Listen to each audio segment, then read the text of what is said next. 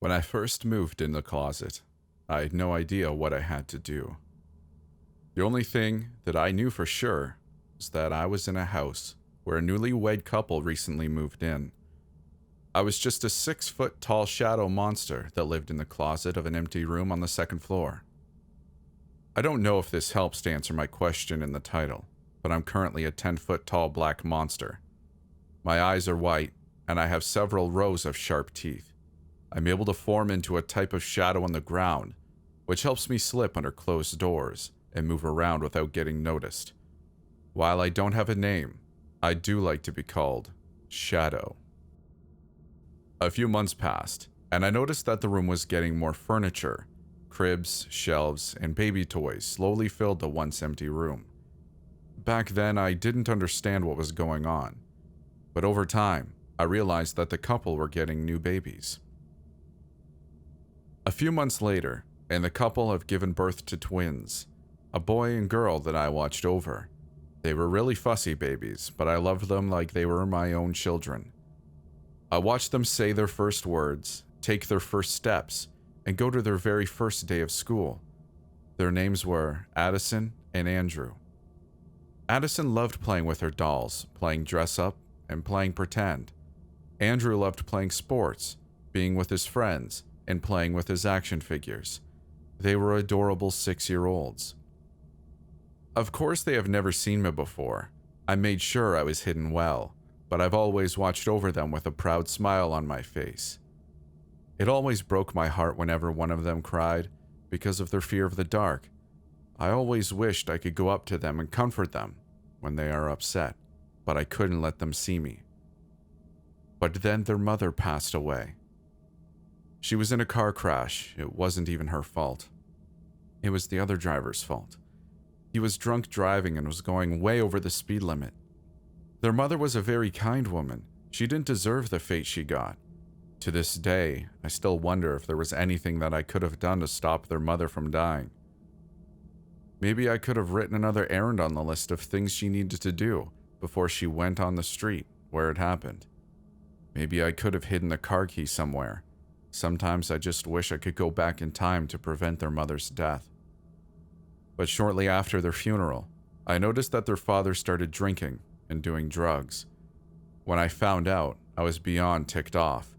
He had to take care of his children, not do drugs and drink until he passed out drunk. A little while later, I started getting a sinking feeling in my chest. You know that feeling you get when you know something was about to go horribly wrong? That was the feeling I got. So then I started learning how to use technology. When everyone was asleep, I would sneak out of the closet and go on their laptop, which is how I'm currently typing this up. I've chosen this site because it looks like people are familiar with the supernatural on here. So I came here because I was absolutely sure that if I posted somewhere else, people wouldn't believe me and wouldn't help me out. I learned how to use technology so I can get help just in case anything goes wrong. But as technology advanced, it started to become harder to keep up with. Today, Addison and Andrew are both 10 years old, and I am very proud of them both. They both have separate rooms, making it a little harder to watch over them both at the same time, but I try. But lately, strange things have been going on around here. It all started late last week. Andrew invited 2 of his friends for a sleepover. The sleepover started off all right. Everyone was laughing and having fun. But later on, his friends started saying rude stuff to Andrew. One of his friends said that he was going to die alone. His other friend said that he was a loser and wasn't worth anything. I could see Andrew getting upset, and I felt rage come in throughout my body. At around bedtime, his friend and Andrew went to bed.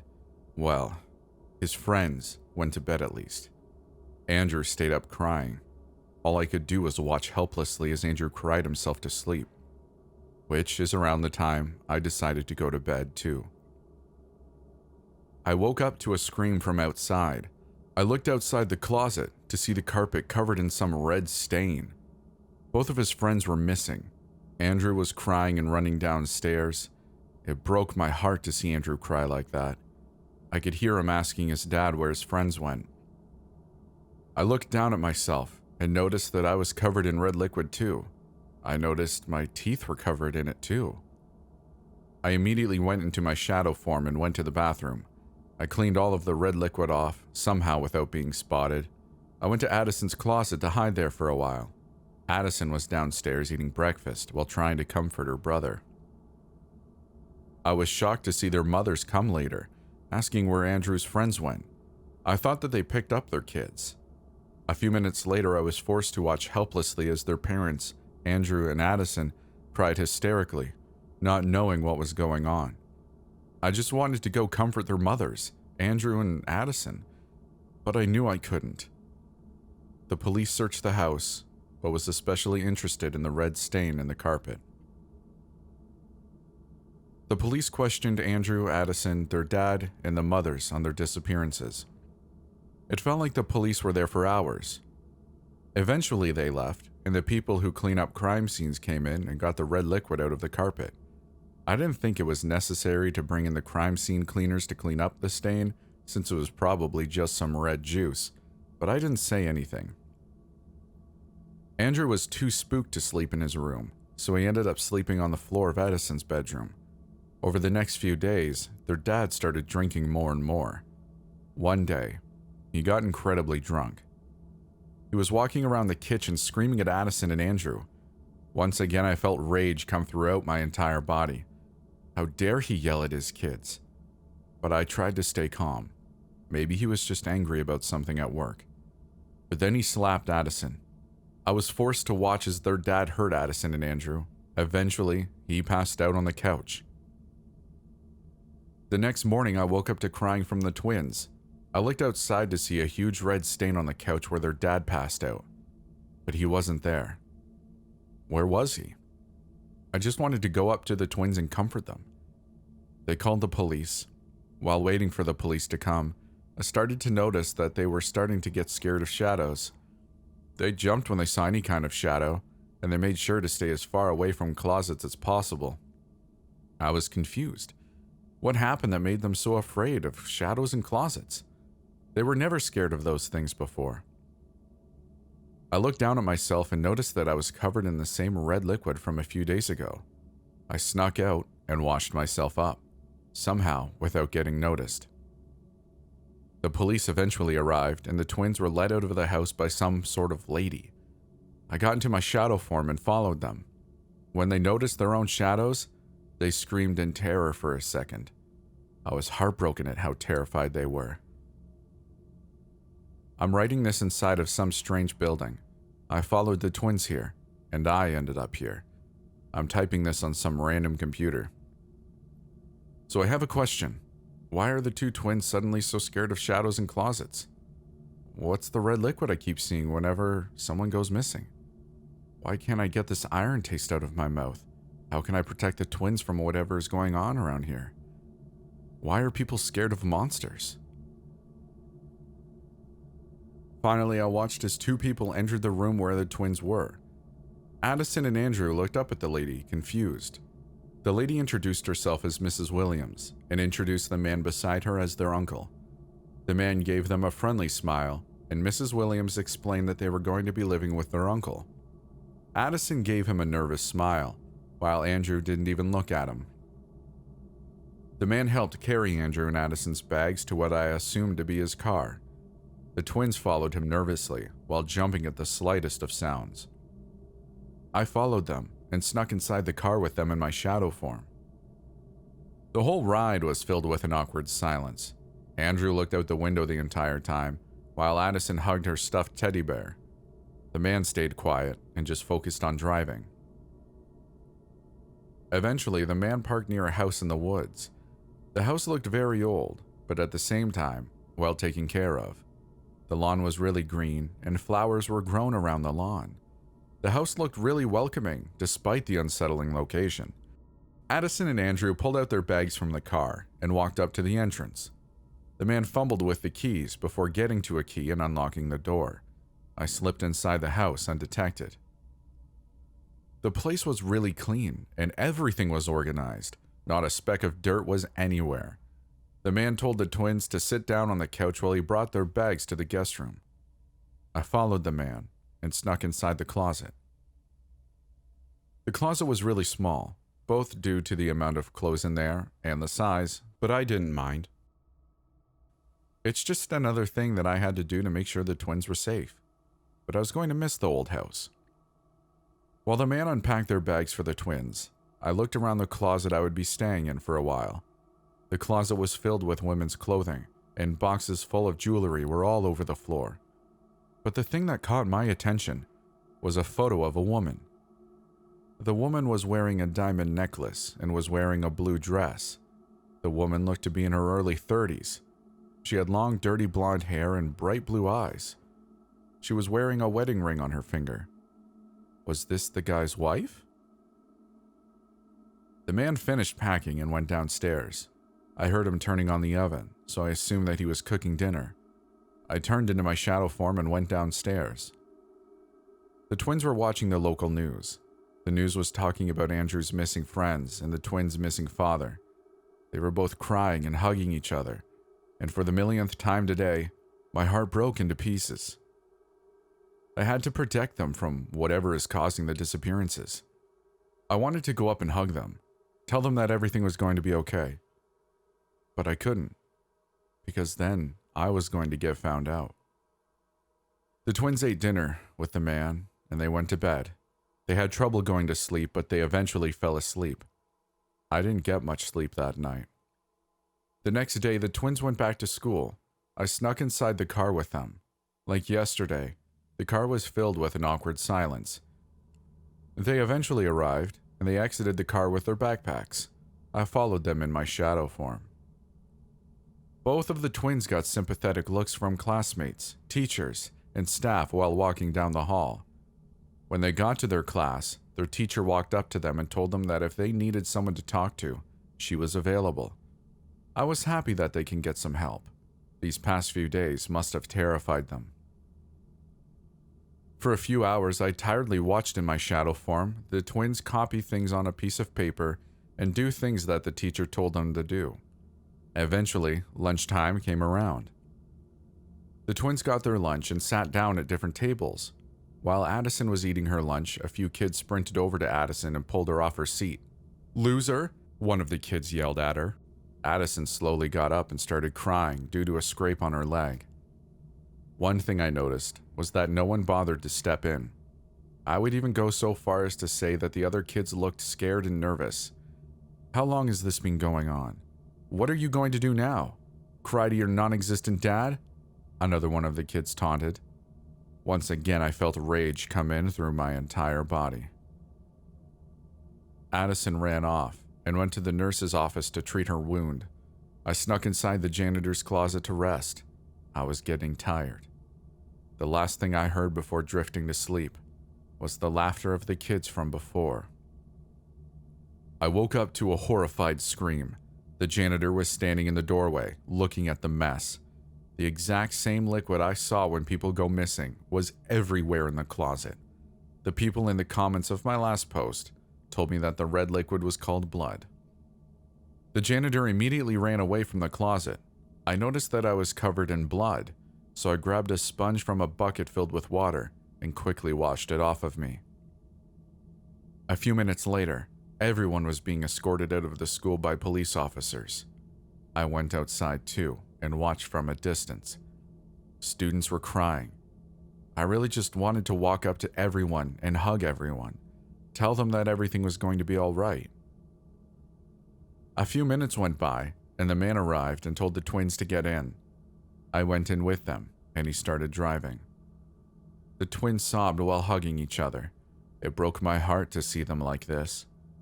We eventually arrived back to the house, and everyone got out. The man told them to go rest. The twins nodded and went back to the guest room, with me following them. I snuck back into the closet. The twins kept on crying while hugging each other for a few minutes, and then Addison asked Andrew a question. "Are we bad luck?" Addison asked. That question shattered my heart into millions of pieces. I then started to cry. Of course they weren't bad luck. Something strange is going on around here, and I was going to protect them. Of course not. A killer is on the loose. The police are going to catch them. I promise, Andrew promised. I then realized something. Every time someone went missing, I was there. Was I possibly bad luck? A few uneventful hours went by. Addison and Andrew ate their dinner and went to bed. I snuck out of the closet and slipped under the front door. I then started walking around the forest. I just needed to think. I got into my true form, the 10-foot monster that haunted people's nightmares, the 10-foot monster about the same exact height as the trees, the 10-foot monster that terrified people to the bone. I hated my appearance. Addison's question replayed over and over in my head. Whenever someone went missing, I was present. Whenever someone went missing, blood was all over the place they last were. The blood was also all over me. Whenever someone went missing. Was I the cause of all this? I tried to push the thought to the back of my mind. I would never hurt a human. At least not intentionally. I sat down near a tree and thought about it more and more. I tried shoving the idea of me being bad luck and being the possible cause of this mess to the back of my mind, but the idea kept coming back. I looked up at the moon and noticed that it was 3 a.m. I need to get back to the house soon. I snuck back into the house in my shadow form. No one was awake yet since it was only 5 a.m. I've been outside for hours. I was tired. I snuck by the man's room and snuck into the closet of the guest room. I read some of your comments from my previous posts, and some of you suggested to leave a note for the twins explaining who I am. So I grabbed a small piece of paper, a pen, and I started writing. Dear Addison and Andrew, hello, my name is Shadow. I'm a shadow monster that has been living with you since you were born. But I'm not here to hurt you. I'm here to protect you. I just can't reveal myself right now. Sorry. Something strange and scary is going on around here, and I'm determined to protect you two from it. I won't let anything happen to you. I promise. Sincerely, Shadow. I finished writing the note, and I quickly put it next to the bedside lamp. I slipped back into the closet and started waiting for them to wake up. A few hours later, the twins sleepily woke up and got dressed, not seeing the note. Maybe they didn't notice the note. They ate breakfast and went to school, with me following them into the car. The car ride was filled with an awkward silence. No one spoke at all. The man didn't turn on the radio or make any attempt to start a conversation with the twins. The twins just stared out the window the whole car ride. They grabbed their backpacks and stepped out of the car with me in tow. They walked down the halls, but I noticed something. Everyone seemed nervous and scared. The atmosphere was dark, eerie, like something bad was about to happen at any minute. Was it because of yesterday? They don't have to worry. I'll protect them from whatever is taking people. I promised in my note. The twins entered the same classroom they did yesterday. The teacher closed the door and locked it, still looking as nervous and on edge as ever. For the next few hours, I watched the twins do their work while on edge. The teacher kept on looking outside. The students jumped at the slightest of sounds. Some of the students I saw yesterday didn't even show up to school. It was heartbreaking to see. At lunchtime, no one talked. The atmosphere was dark, creepy, and sad. Everyone just looked around nervously, as if they were waiting for something to happen. Everyone was tense, and no one even made a peep. The school didn't allow recess that day. They were too scared for the students' safety to let anyone outside. I didn't blame them. I was scared for the students' safety too. The atmosphere was the same for the rest of the day. At the end of the day, everyone shuffled out of the school. No laughter, no talking, no excitement that the school day was over. Nothing. I really wanted to cheer everyone up, tell them that they are safe, but I couldn't. The man parked his car and let the twins inside. I snuck in with them. I sat next to the man and kept a close eye on the kids. The car ride was filled with an awkward, eerie silence. It felt like when they moved in with the man, but worse. Way worse. The man didn't once glance at the twins. When they got home, the twins ran upstairs to the guest room. The twins looked on the bedside table and noticed my note. They picked it up and started reading. After reading the note, I noticed that they were starting to panic. I guess they were scared at the idea of being watched. I started crying. Did they hate me? Did I do something wrong? Am I just what humans see me as? A monster? Were they scared of me? Am I bad luck? The twins jumped up and started looking for me. The twins looked under their bed, in the drawers, even under their pillows. I got into my shadow form and just hid before the twins threw open the closet doors. I didn't want to scare them. The twins sprinted out the room, holding the note, and down the stairs.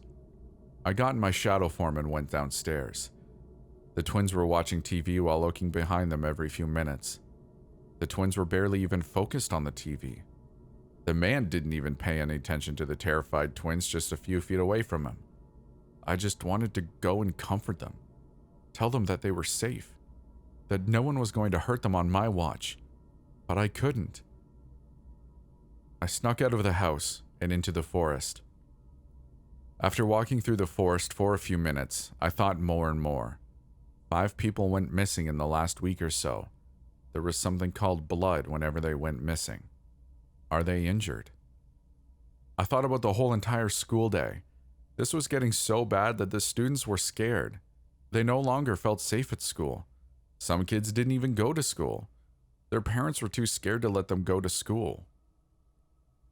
This town has gone from a happy, safe place to death town in just 1 week. People were going missing. Officers were working themselves to the bone to look for the missing people.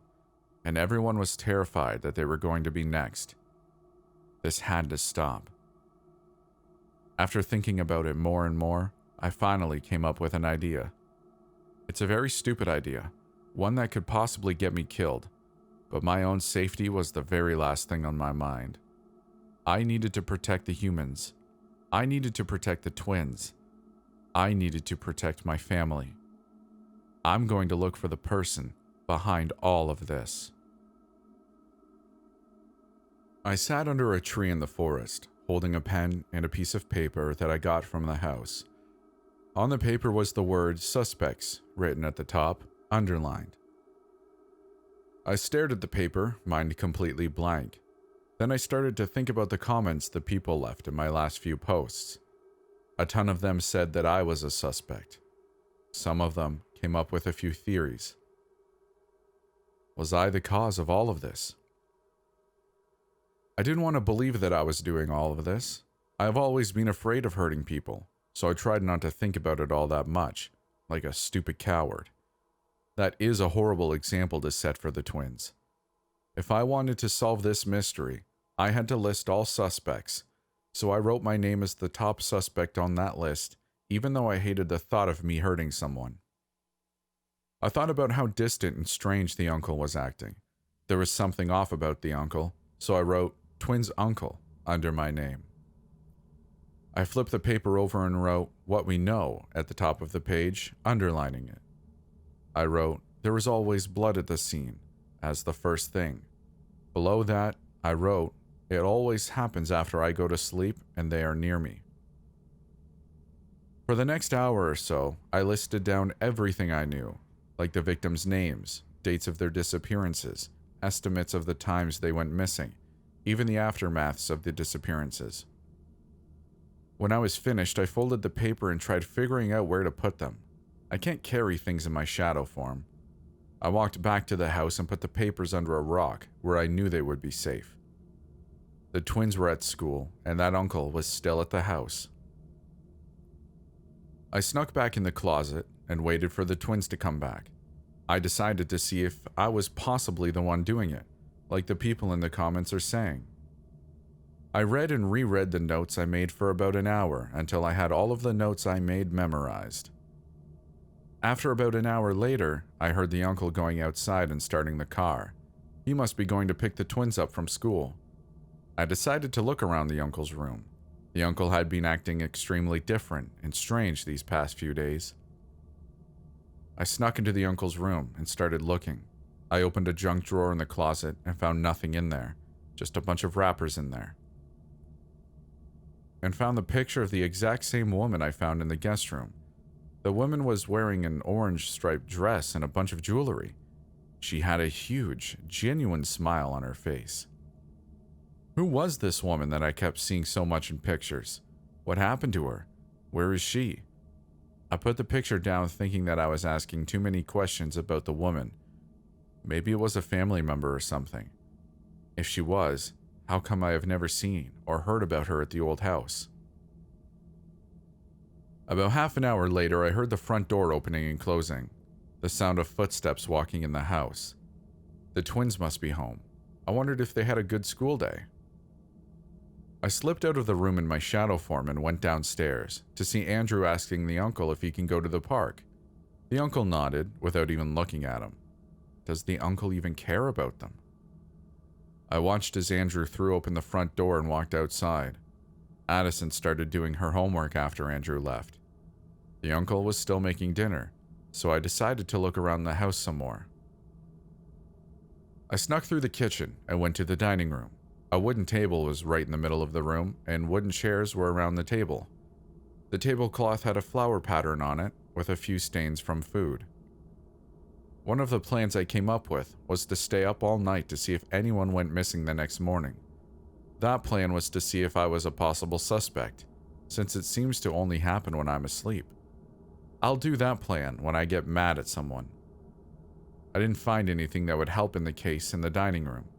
I snuck outside the dining room and found a strange door that I had never seen before. I guessed it led to the basement. I snuck under the door, and what I saw will forever haunt my nightmares. It was the woman from the picture's dead body. It looked like she was stabbed multiple times. Her stomach was cut open, and I noticed that a few of her organs were missing. Her eyes were gouged out, and all of her fingers and toes were removed. Her fingers and toes were in a pail nearby. It looked like she had been tortured before her death, and that she had been dead for a while. The room had a putrid and horrible smell, causing me to vomit in a trash can. I was frozen in fear. Who knew humans could be so awful? Who murdered her?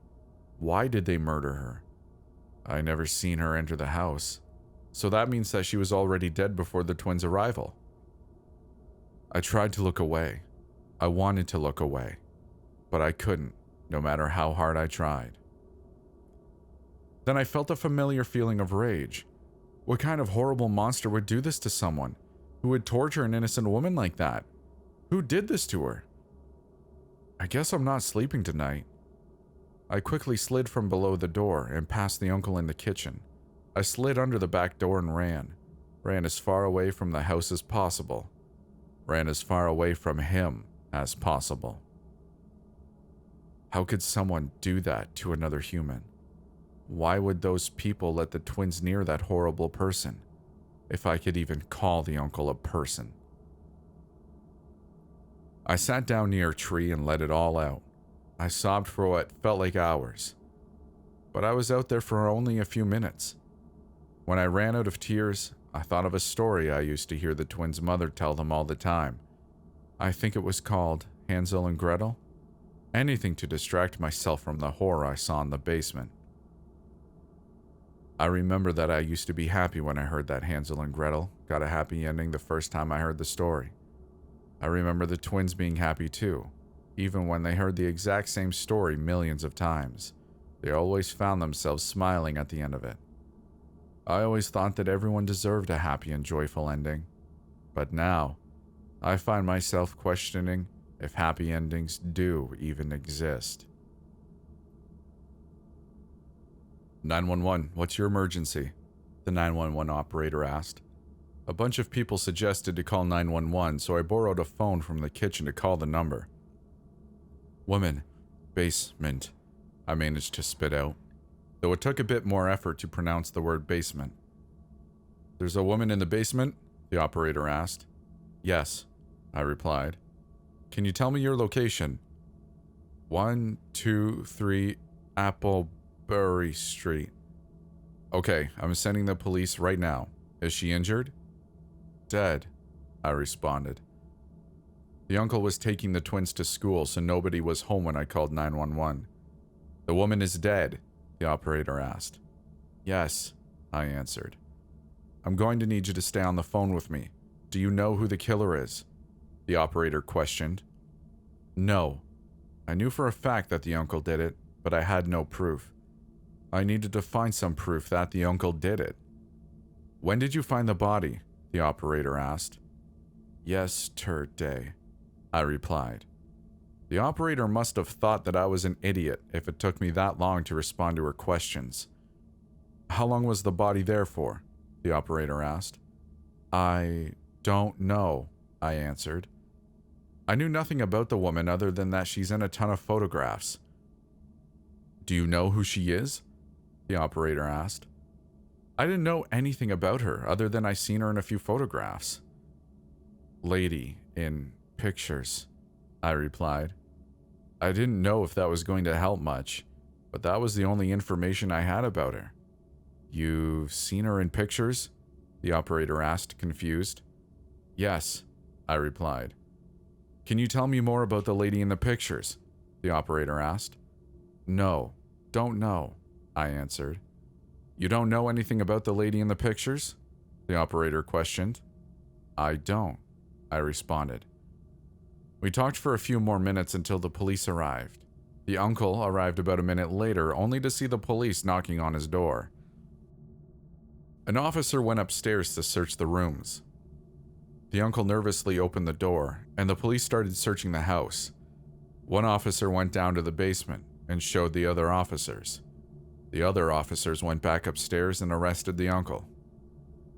An officer went upstairs to search the rooms, and I followed him in my shadow form. The police officer entered the guest room where the twins were staying. I watched as he searched the room, putting things in plastic bags. One of those things was the picture of the lady. The police officer opened a drawer and pulled out a drawing of me. There were a few things missing in the picture, but it was clear that it was supposed to be a picture of me. He looked at the picture, confused, before putting it in a plastic bag and going downstairs. I followed the officer downstairs and slipped into one of the police cars. The officer entered the car and started driving it. The car ride was painfully silent. I sat in the back seat in my shadow form while the officer drove. The officer drove to the school and exited the vehicle. Another car arrived and a woman exited the car. They both entered the school with me in tow. I saw them say something to the front office, and the front desk called Addison and Andrew to the front. I watched as the officer and the woman told Addison and Andrew what happened. Addison looked shocked and scared, while Andrew started getting a bit frustrated. The woman led the twins outside, with me following them. I snuck in the car with the twins and watched the woman get in the front seat. The car ride was filled with an awkward silence for a few minutes, before Andrew broke the silence. Why is everyone dying around us? Andrew asked, confused and scared. First, my friends went missing, then our dad goes missing. After that, 2 kids went missing from school. Now our uncle murdered someone. All of that happened in about a week or so. This can't be a coincidence.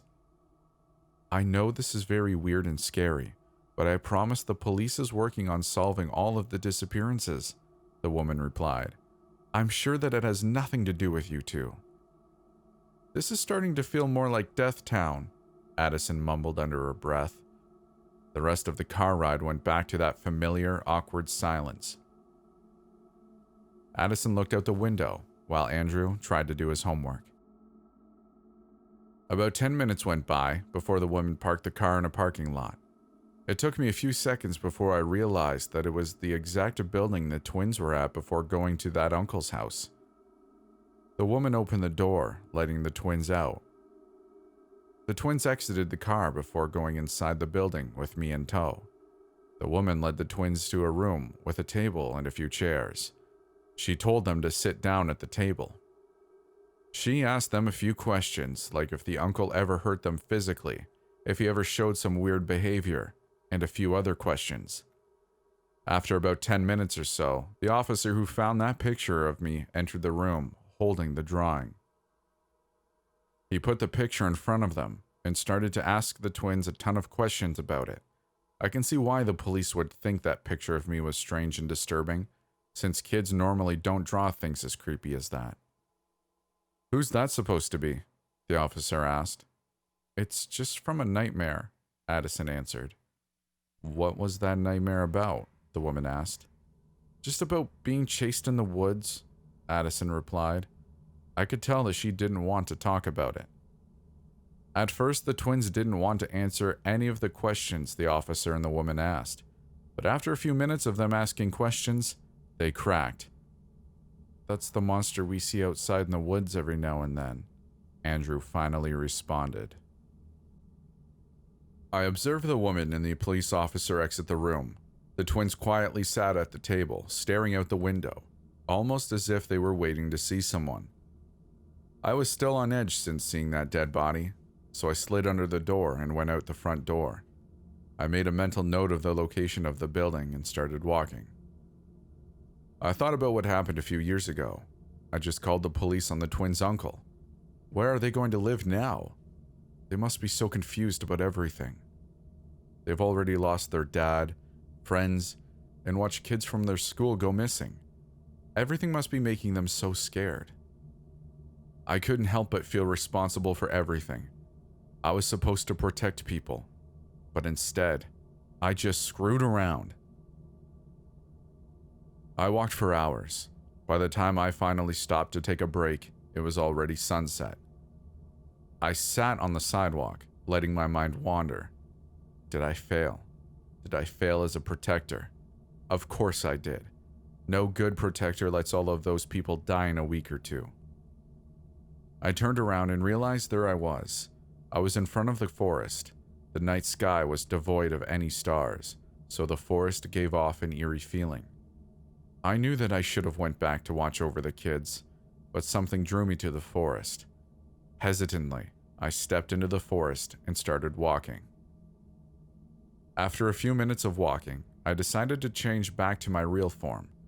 I switched back to my true form and started walking, occasionally getting hit with a branch.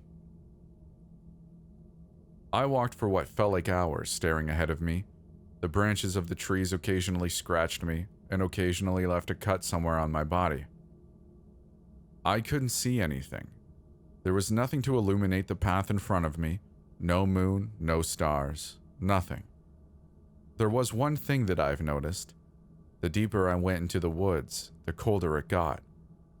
I walked for a mile or so until I came across a car. The car looked like it was abandoned. It was in really rough shape, and there was nothing in the car that could have helped me return it to its original owner. Reluctantly, I crammed myself into the driver's seat and turned it on. I was extremely lucky that the car still ran. I somewhat knew how to drive from watching the twins' uncle drive, so I pressed on the gas and started driving. The air started to get colder the deeper I got into the forest. I was in an uncomfortable position, so it was hard for me to keep an eye on the road. It started getting foggy, so I turned on the lights in the front of the car. I tried turning on the radio. I've seen it done before on TV, so I knew how to do it. Classical music is my favorite genre of music, and it was way too quiet, and I was starting to feel scared, but all I got was static when I turned it on. I drove into the woods, and I heard movement through the trees. I silently hoped it was just some wild animals running around. I kept my focus on the road, hoping that the cold would go away. As I drove deeper in the woods, I started thinking some bad thoughts. I started hearing voices in my head telling me to do things. "Drive the car off the road," one voice said. I tried ignoring them, thinking that it was just what humans like to call intrusive thoughts. The movements in the woods became more audible, creeping me out even more. I drove for 5 minutes or so until I saw something. At the corner of my eye, I saw a human with a monster. The human's eyes were bulging out, and he had a wide smile on his face. He had black hair and was wearing a green plaid button-up shirt. He was wearing jeans and shiny black shoes. The monster looked to be one of those furry monsters. Their fur was a dark gray color, and it looked like it hadn't been washed in years. The monster stared at me, with no emotion anywhere on its face. I noticed that the human hadn't blinked once.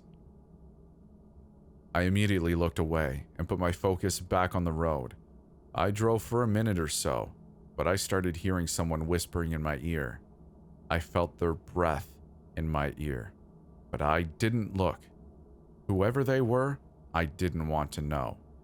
I felt them shake violently in the car seat. I refused to look behind. I kept my focus on the road, ignoring the sinking feeling in my chest.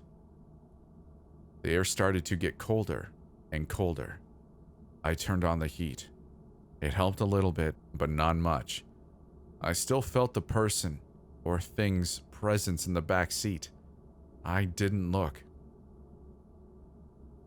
I was really starting to miss the twins. I just wanted to be near them. I love them so much. I haven't slept last night, so I was really sleepy. I checked the time. It was 12:07 a.m. After a few minutes of driving, a monster ran in the road. It looked to be a baby shadow monster. I grabbed the steering wheel to avoid it, but the thing in the back seat grabbed it first and turned the car to where it was driving towards the monster. I started freaking out. I tried yanking the hand off the steering wheel, but it was no use. Their hands held firmly on the wheel. When the car was in front of the monster, I looked away. I didn't want to look. I heard roaring, so I looked up. The monster grew into a 13-foot tall monster, and it started screeching and stomping on the road. I started screaming too, out of fear. I was terrified for the monster. Did it get injured? The thing took its hand off the steering wheel, and I checked the shadow monster for any injuries. Luckily, there were none that I could see. The shadow monster screeched while running back into the woods, and I felt the thing's presence leave the back seat. I blinked back tears and started driving again. I drove until I saw something move. I exited the vehicle and noticed that it was in worse condition than before. I took a deep breath and started walking. While walking, I thought of the twins, of the mystery I was so determined to solve, of what happened while I was driving. I was so close to solving this mystery, but was it worth it? I walked ahead for an hour or so until I heard chanting. I stopped dead in my tracks, frozen in fear. Reluctantly, I stepped forward and saw what would haunt my nightmares for the rest of my life. Humans and monsters were in a circle, chanting in some weird language. A human child was tied to a piece of wood above a fire. What fueled the fire was both human and monster guts. The boy was screaming and crying, screaming for their mommy. A pile of rotting dead bodies was right next to one of the people in the circle. Upon closer inspection, I noticed the twins' dad and Andrew's friends. Their dead bodies rotted in the pile, along with the other humans and monsters. I let out a high-pitched screech and charged forward. I don't know what happened in those few minutes, since I was blinded with rage. All I remember was that I was standing in the middle of a dozen bodies a few minutes later, both human and monster. I was covered head to toe in blood, both from human and monster. I was still high on adrenaline, but I took a cautious step towards the boy, who was now sobbing. I raised my hands up to show that I wasn't going to hurt him. I carefully untied the boy. The boy, terrified, ran away from the scene. I then turned my focus towards those monsters. "Why?" I screamed at the bodies. "Why did you do this? The kid is a living being," I screamed at the top of my lungs. I stomped on one of their heads and fled the scene. How could humanity let something like this happen to their own kind? How could monsters take part in something so horrible? I ran for what felt like hours, until I saw human and monster footprints. From that human and monster that I saw earlier. I started kicking the dirt, destroying the footprints. After a minute, there was no footprints. Still, I kept on kicking the dirt. Out of rage, I punched a tree but yelled in pain. The tree shook a little bit, sticks raining on the ground. I grabbed a stick and started scratching myself until I started bleeding. I hated myself for doing what I promised myself that I would never do. Hunting another living being. All my life, I loved humanity. I believed that people could become better people. I believed that there was good in everyone. All my life, I was looking at humanity through rose-colored glasses. Why would you freaking let this happen? I screamed, tears rolling down my face. At humanity. At the monsters. At myself. I threw the stick in a random direction and started running. I ran for an hour or so until I found the car. I entered the vehicle and started the car, right when I heard the police sirens.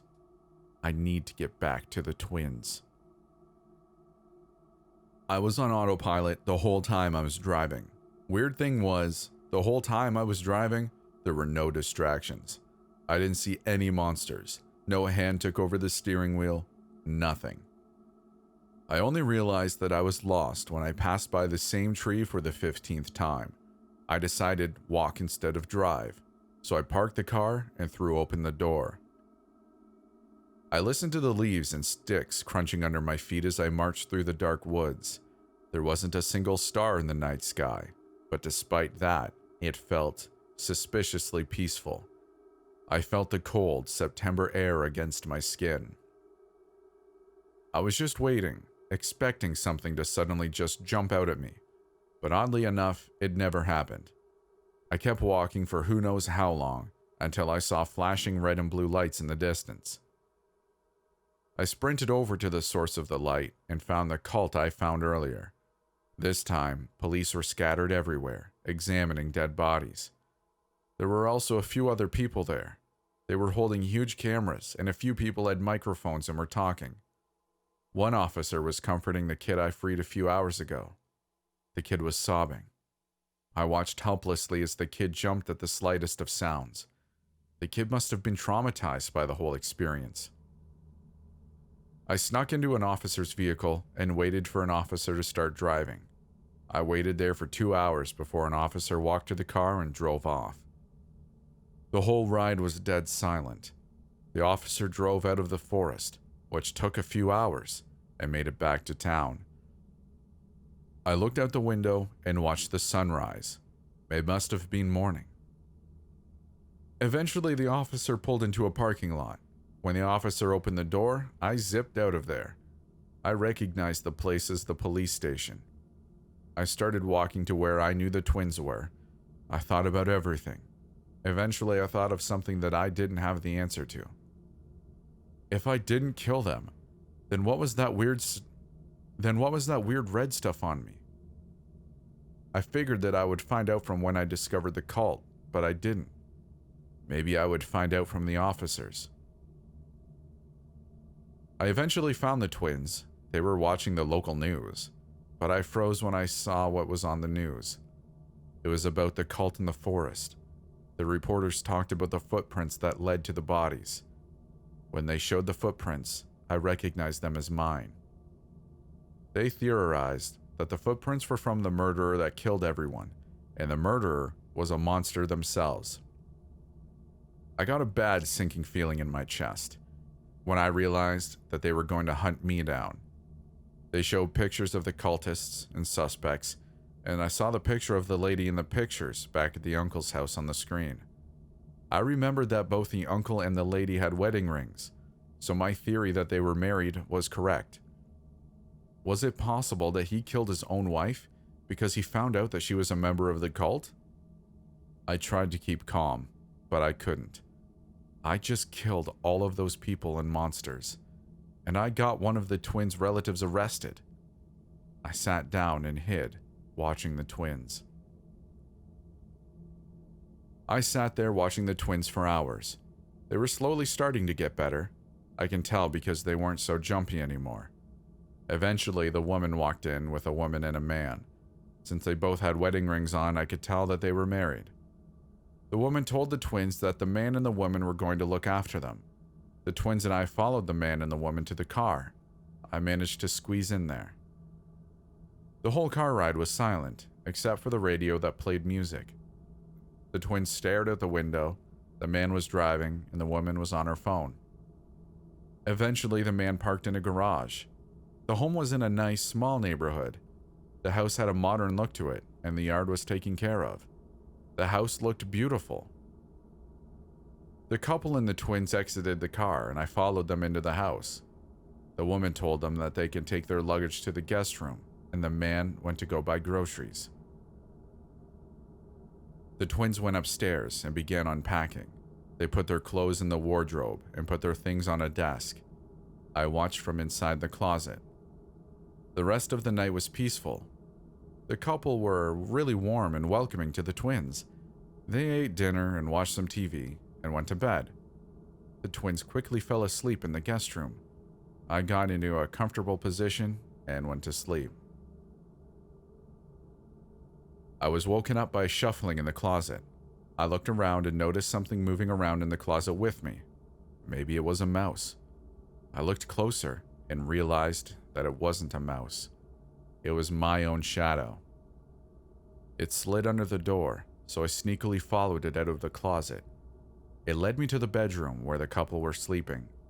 It slowly morphed into a large monster. It was a tiny bit see-through and was about 6 feet tall. It had pitch black eyes. I quickly identified the type of monster. It was an impersonator monster. An impersonator monster can morph into anything. It can morph into objects, people, animals, even shadows. They just don't have the abilities the person, thing they are impersonating have. So that explains why my own shadow never went away, even when there was no light. I slowly morphed into my real form. I towered over the impersonator monster. But even then, the monster didn't seem intimidated at all. I quickly grabbed the impersonator and quickly sprinted out with it. I threw open the window and stepped outside, closing the window behind me. "Who are you? And what are you doing here?" I asked. The impersonator stared straight into my eyes. I tried to put on a brave face, but I was actually terrified. "I'm just the one who's been following you around. Haven't you been following your kids around for years?" the impersonator asked. I remembered the red stuff that was always on me every time someone went missing and put two and two together. "You're the one killing them, aren't you?" I asked. "You're part of a cult, aren't you?" The impersonator did a slow clap that lasted for a couple seconds with a cheeky smile on his face. "Yep, murder is always messy. That's why there's always blood on you every time someone goes missing around you.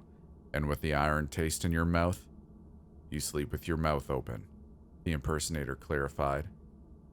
"But why do you always go after people that hurt twins?" I asked.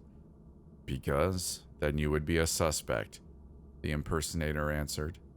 Of course, I thought that an actual detective would be solving the case, not you and a bunch of strangers on the internet. And yes, I know about those posts. Those posts are pretty much slander, you know. The impersonator rolled his eyes. "But what are you going to do?" I asked. "Kill the couple," the impersonator responded. "But why?" I asked. "Because they are going to hate you after this. I'll make sure of it," the impersonator responded. "I bet they already hate you." No, they don't." "I didn't want them to hate me." "Yes, they do." The impersonator started to turn around to go back inside, possibly to kill the couple, but I grabbed him before he went in. Shut up, I yelled. I threw him on the ground and kept on punching, kicking, and stomping on him. It wasn't long before he was severely damaged. After a minute or two, I finally stopped and stared in horror at what I've done. I heard footsteps come from behind and a door opening.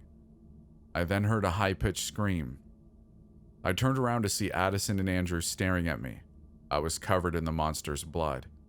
Addison, Andrew, go away, you monster, Andrew yelled. His face was red with anger. You murderer, Addison screamed while sobbing. I heard the couple come downstairs, but I'm pretty sure they haven't seen me. I was gone by then. I ran away from the house sobbing. The twins hate me. I didn't even care that I wasn't even in my shadow form. It didn't matter anyway. While I was running, the twins' words kept repeating in my head. Monster. Murderer. They hate me now. They hate me. I ran for hours. Even though I was exhausted, I kept on running. I eventually found myself at the forest. I sprinted in there, not caring that I was getting smacked by the branches. I eventually slowed down and I found myself at a river. I laid down exhausted. I listened to the river while a million thoughts went through my mind. I got the twins' relative arrested. I was getting followed by an impersonator monster all my life. And now, the twins hate me. I sat up and watched the moon in the river. The river glimmered under the moon. The moon seemed to shine extra bright that night. While the sound of the river flowing was loud, it was also calming. I calmly listened to the river. I always loved water. I calmly walked to the edge of the cliff and looked down to watch the river. If I don't answer anyone's comments, just assume that I'm dead. Thank you for making it this far.